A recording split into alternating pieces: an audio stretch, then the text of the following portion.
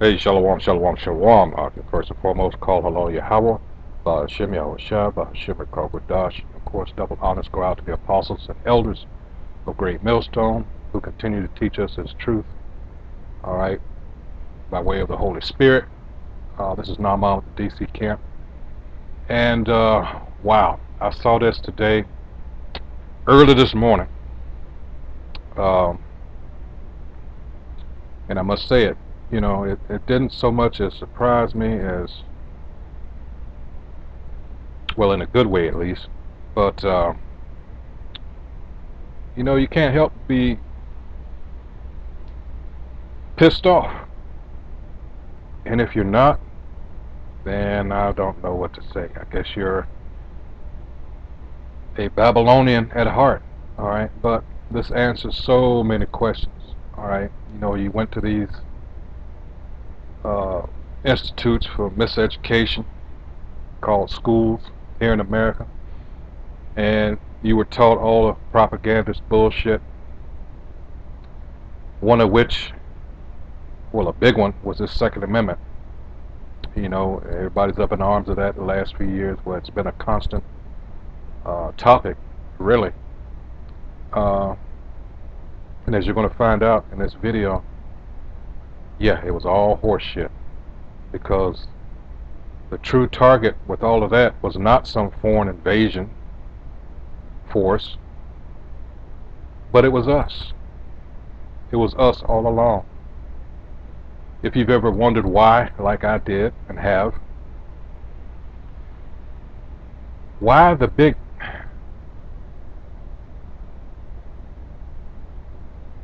quarrel over whether Jake has a gun, a so-called black man?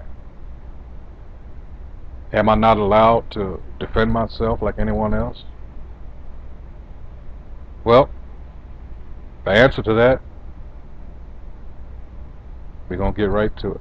But this also brings to the fact, into light, you know, we're out there on the highways and byways telling you people this is not our rest. This was never made or set up, all right, for us to prosper. Because the people that are over us, our oppressor, hates us. This was set up in a spirit long ago. All right, there's this constant turmoil between this line that would start in the garden, that would eventually become Israelites, or Hebrews, Israelites, and that other half of that, which was set up to be the wicked. All right. Yes. All right. So let's go ahead and get it. To stop a surge in gun violence. A recent study by Everytown for Gun Safety found gun violence took over 19,000 lives in the United States last year, a 25% increase from 2019. Gun sales are also soaring to record levels. Despite this, Republican lawmakers are pushing measures to loosen gun control regulations. In Texas, Governor Greg Abbott is expected to soon sign a recently passed bill which would allow Texans to carry handguns openly in public without a permit. It also allows people without a felony criminal conviction. And you have to ask yourself, why? Because it's out of fear for us to carry a handgun without a background check. Abbott has praised the bill as the, quote, the strongest Second Amendment legislation in Texas history. Well, today we're going to take a deep look at the Second Amendment and its racist roots. We're joined by Carol Anderson, author of the new book, The Second, Race and Guns in a Fatally Unequal America. Professor Anderson details how the Second Amendment was written to empower local militia groups to put down slave revolts and protect plantation owners. She writes, the Second Amendment is, quote, rooted in fear of black people to deny them their rights, to keep them from tasting liberty. Carol Anderson joins us from Atlanta, where she's professor at Emory University. She's also the author of One Person, No Vote: How Voter Suppression is Destroying Our Democracy, and White Rage: The Unspoken Truth of Our Racial Divide. Professor Anderson, it's great to have you back on Democracy Now! Congratulations on the publication of your book. And one warning: no sound bites. So this book is really an epic work. It is a retelling, a reframing of an amendment that we have rarely heard talked about in this way. Can you go back in time to the founding fathers, as they say, and talk about where the Second Amendment came from? Teach. Thank you. This emerged out of the fear of black people from slavery. Let's clear this up now, because that black shit is like fingernails on a chalkboard. We are Israelites. There's no such thing as a black person. There's no such thing as a white person. All right? I've never seen a black man in my life. I've seen really dark brown people. All right? And these so-called white people, that's actually a curse, because their blood shows forth through their skin, so they're really red. That there was this massive fear about these slave revolts, black people demanding their freedom, being willing to have an uprising to gain their freedom. And what that meant then was that you had this language of, we've got to keep this ferocious monster in chains. And you saw with each revolt, with each uprising, a series of statutes being put in place to say that African American, that the enslaved, that black people could not own weapons, that they could not have access to weapons. And you also saw the rise and the structure of slave patrols and militias that were there and designed to contain that black population. As the nation began to develop, as you had this war of independence, there was this fear of arming black people, the fear that even free blacks who were armed would provide a kind of sense of what freedom looked like to the enslaved. But the exigencies of war required. Now you can understand why they did what they did with a heavily redacted Bible called the Slave Bible, because they didn't want you having any hope, all right, of being free. Even though that Bible that was given to us was used as a control mechanism, they took those stories out about Moses, all right, and other areas where the Israelites fought the other nations, and God, the Most High, Yahweh, delivered them. See? That arming required having black folks in the Continental Army. But as the nation developed after that war, one of the things that you had happening was with the Constitution, with the drafting of the Constitution, because the militias themselves had proven so untrustworthy, unreliable as a force to fight against the British invasion, that James Madison, in drafting the Constitution, had language in there that you would have federal control of the militias.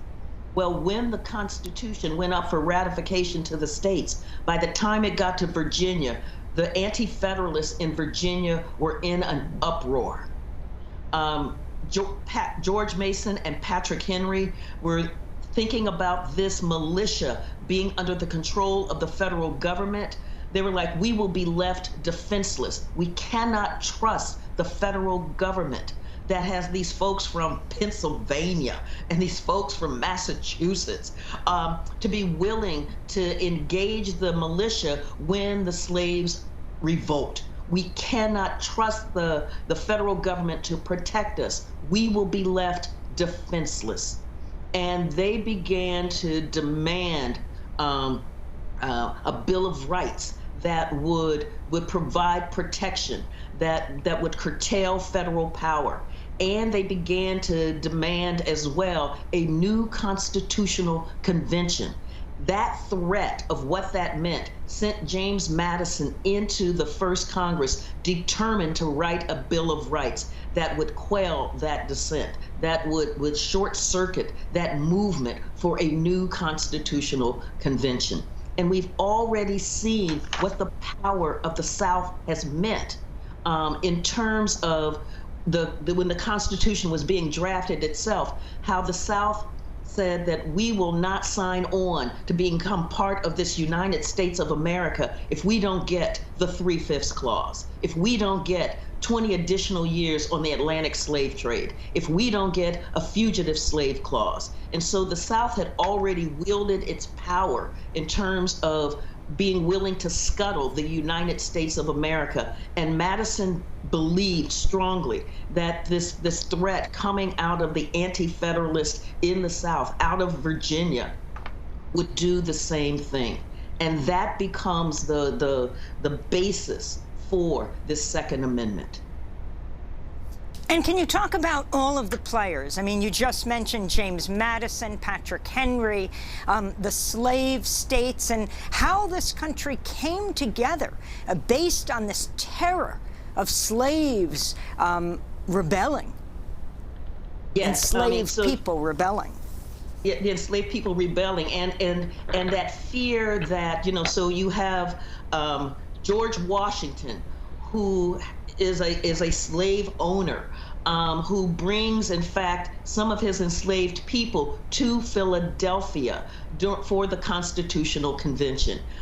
You have Thomas Jefferson, who is not there, but he is writing in to Madison, and Madison is writing to him. And one of the things that Jefferson is concerned about is slavery, is the way that it will be depicted. And so you have this silence. There's a silence in the Constitution. It's hovering over the formation of the Constitution, like Banquo's ghost, haunting it, in shaping it, but not being explicitly said. But it is the power that is creating this sophistry, this really weird, we believe in freedom and equality, but we want 20 additional years in the Atlantic slave trade. What they said in South Carolina was that South Carolina would be just a backward place. Our wealth comes from the Negroes. That is our natural resource, and we must protect it at all cost. So this is what is the part of the... Did you hear that? The Negroes are our natural resource. Or they call it today human resources, right? The tectonic plates moving at this time in this founding of this nation. Professor Anderson, could you also explain the significance of the Uniform Militia Act of 1792 and its role in ensuring that weapons and guns remained in the hands of white people? Yeah, this is a good one. Yes, and Important. so one of the first laws passed by Congress was the Uniform Militia Act of 1792. What it said was that all able-bodied white men between the ages of 18 and 45 would have to be part of the militia. And so here in the law, it is specifying white men. And it said that they must own a gun. This is part of, the militia is part of citizenship. It is how you give your service to the nation, how you provide your bona fides, as it were, as an American citizen. And so white men are the definition of American citizen in this framing, and that they must own a gun. And so what you see here is that the militia is given this high status in terms of what it means to be able to control an unruly population, what is seen as a dangerous population. And Professor Anderson, interestingly enough, for me, is that we have had Shay's rebellion that happened right before the Constitutional Convention, where white men gathered together to attack the government because they didn't like a taxation policy, and that the militia would not put down these white men. In fact, you had members of the militia joining this rebellion. And you had to have Boston merchants basically finance a mercenary army to put down Shay's rebellion. But what you didn't see coming out of that was a law saying, you know, white men with arms are dangerous. White men with arms attack the government. So we need to ban white men from having access to weapons. You don't see that happening, but you do see that happening with slave revolts. You see the language, the laws coming in place saying they shall not have access, black people shall not have access to weapons, and that the militia and the slave patrol are there to ensure that black people do not have access to weapons. See there? That's what we've been trying to tell you all along. Let's go to, because this was well thought out and planned, you know, century after century, to keep what? A certain portion of the population, namely our people, in check. This is Deuteronomy. This is Isaiah. Of course, this all is a product of the curses that were placed upon us. In fact,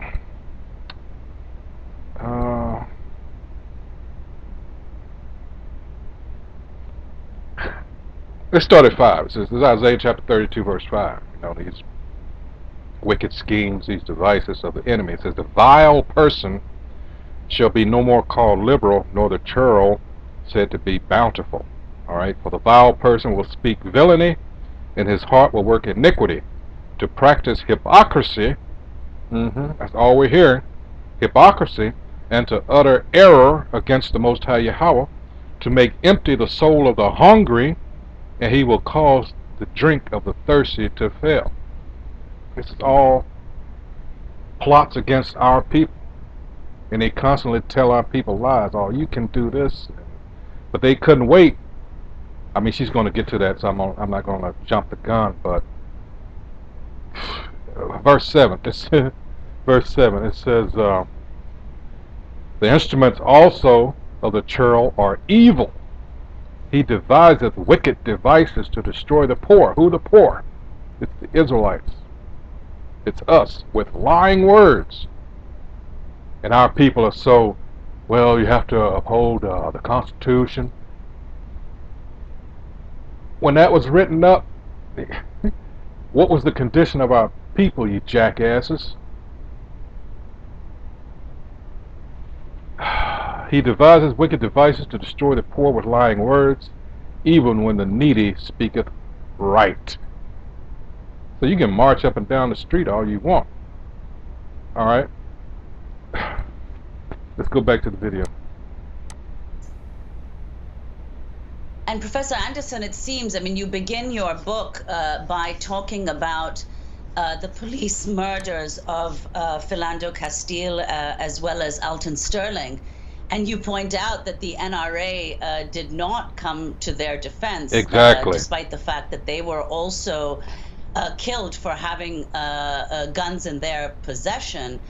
Whereas in a comparable violence perpetrated by whites, mass violence, the NRA immediately leapt to the defense of the people responsible for that violence, who were white men. Absolutely. And so there was basic silence on Philando Castile. There was nothing said about Alton Sterling. And what was said about Philando Castile from the NRA was, and this was only after being pushed by their African American members, was that we believe that everyone, regardless of race, sexual orientation, should have access to guns, to arms. Did you catch that? What the fuck does that have to do with anything? Sexual orientation. Can't you see? And you idiots that join hand in hand with these pieces of shit, these abominations, All right, don't you see what they're trying to do? What does our circumstance have to do with the LGBT and whatever else comes after that? The alphabet people. Nothing, but you let them tie us in with them.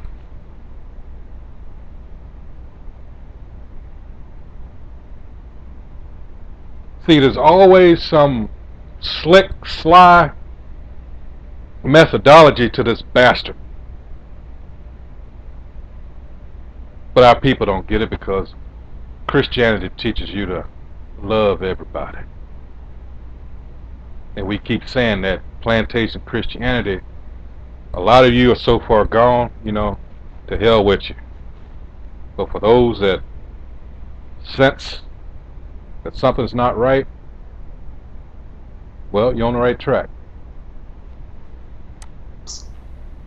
But nothing really substantive. What happened after Ruby Ridge and Waco, Texas, with the Branch Davidian was that Wayne LaPierre called out federal officers as being jackbooted government thugs who believe they have the right to storm into people's homes and take their guns and kill law-abiding citizens. Federal officers had been killed in those events, and so to then label the response as jackbooted thugs when you get silence with Philando Castile, it really led me to, as journalists were asking, don't African Americans have Second Amendment rights? And that's what sent me down this path all the way to the 17th century to be able to answer that question.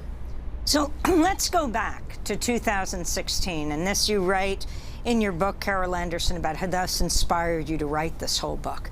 The immediate aftermath of the police shooting of Philando Castile was broadcast live on Facebook by his girlfriend, Diamond Reynolds, who's speaking in the car next to her dying boyfriend as a police officer continues to point the gun into the car. Her little child is in the back seat. A warning to our viewers, the content is deeply disturbing. He killed my boyfriend. He's licensed, he's licensed to carry. He was trying to get out his ID and his wallet out his pocket, and he let the officer know that he was still got the gun on him. Firearm, and he was reaching still got for the his gun wallet, on him. and the officer just shot him in his arm. So dash cam video released nearly a year later shows the 4-year-old daughter of Diamond Reynolds consoling her heartbroken mother, who's handcuffed in the back of a police squad car minutes after the St. Anthony police officer, Geronimo Yanez, shot and killed Philando. Mom, please stop saying cousins and screaming because I don't want you to get shielded. Okay, give me a kiss. My phone just died, that's all.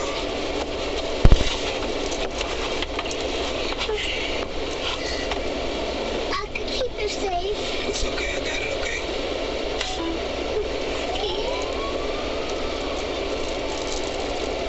Come here.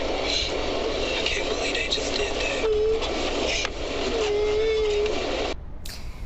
There we hear the crying of Diamond's daughter. The video was released just days after the police officer. But did anybody? Oh, guess what everybody said? Well, he should have did this. They didn't. Oops, sorry, Salaki. No one, it says, this is Jeremiah 15, in 5, it says, for who shall have pity upon thee, O Jerusalem? Or who shall bemoan thee? Or who shall go aside to ask how thou doest? This man let the officer know what was going on, that he was licensed to carry. He was asked to get his ID out, and the man still shot him dead. And yet, you still heard, oh, that was a thug. That was a thug. And she's going to get to why this is so also. It says, once again, Jeremiah 15:5. For who shall have pity upon thee, O Jerusalem? Or who shall bemoan thee? Or who shall go aside to ask how thou doest?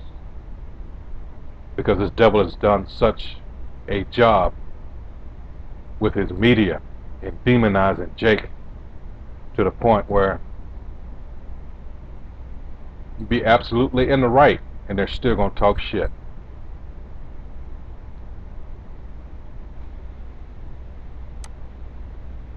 Geronimo Yanez was acquitted of manslaughter. I wanted to ask you, Carol Anderson, to take us on that journey that you took, experiencing all of this, taking it in, telling us who Philando was, talking about the fact that he had a gun, legally had a gun, and told the police officer about it. In fact, had told his mother before, I'm thinking of not carrying the gun, though it's legal, because of, well, I mean, just the day before, another African-American man, Alton Sterling, had been killed by police in Louisiana. But you take us on this journey that led to this book. Yes, and so it was the killing of Philando Castile. You know, I start off the book going, you know, it was like a snuff film because we all saw that video image and it was horrific. It was jarring. And to then get the backstory that this was a man who followed NRA guidelines saying, letting the officer know that I have a licensed carry weapon with me. You have asked for my ID. I am reaching for my ID. And the officer begins to shoot. So he is killed because he has a weapon. Not that he is brandishing the weapon, not that he is threatening anyone. He simply has a weapon. And that really led me to begin on this journey as I saw the NRA's virtual silence on this. On this journey to figure out, do African Americans have Second Amendment rights? You know, we're in this moment where the Second Amendment is like hallowed ground. It is sacred. It is one of those things that has been defined as the bedrock of citizenship. And so I started looking, and as I went on this journey, what I saw was that it wasn't about guns. It was about the fear of Black people. It was about the fear of Blackness. It was about the societal Israelites. Israelites. Israelites. labeling of Black people as dangerous, as a threat to whites, and that this architecture comes in place in order to contain this Black population, in order to provide security and safety to the white community from this fear of Black people. And then you get this really weird matrix happening where Black people are feared but needed. And so it is... That's an interesting choice of words since we are in a matrix. Alright, so with that, I am going to make a part 2. I'll shut this down. Alrighty.